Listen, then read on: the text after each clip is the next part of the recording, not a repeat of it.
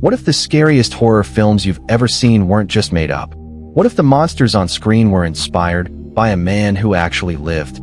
This is the terrifying true story of Ed Gein, the quiet farmer whose crimes shocked America and still haunt us today. Ed Gein grew up in rural Wisconsin, born in 1906.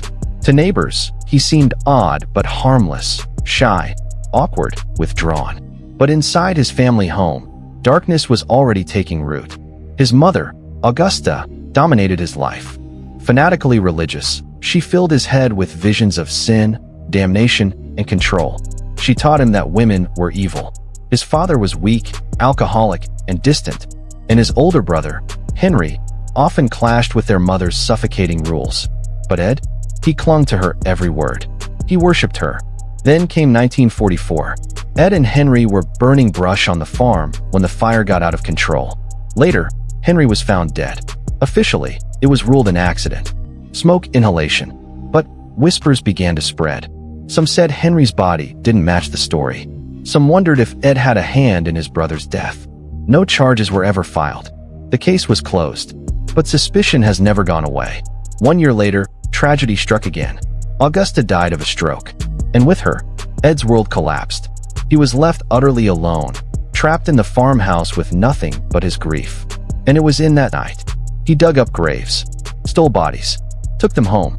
Inside his farmhouse, he mutilated corpses, turned skin into masks, bones into tools, flesh into clothing. He dreamed of rebuilding his mother, piece by piece, of becoming her. But grave robbing wasn't enough. His obsession demanded more. In 1954, tavern owner Mary Hogan disappeared. No trace. Years passed. Then, in 1957, hardware store owner Bernice Wardens went missing. Her store's register tape showed the last customer was Ed Gein. Police followed the trail straight to his farmhouse. And what they found stunned the world. Bernice's body hung in the barn, decapitated, gutted like an animal. Inside the house, bowls made from skulls, chairs upholstered in human skin, masks carved from faces, a woman's suit stitched together from human remains. The horror was real. It was beyond anything they had imagined. Ed confessed to murdering Mary Hogan and Bernice Wardens. But the rest? The countless body parts?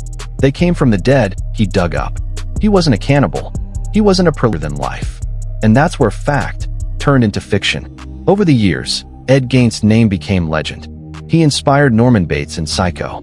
Leatherface in The Diz. Gein was a lonely, disturbed man, consumed by grief and obsession. His crimes weren't about lust or power. They were about control. About his mother. About filling the silence she left behind. Diagnosed with schizophrenia, he spent the rest of his life locked away in psychiatry. People wanted a piece of the monster. And maybe that's the scariest part. Ed Gein wasn't a shadowy figure in the night. He wasn't a stranger lurking in the city. He was a neighbor.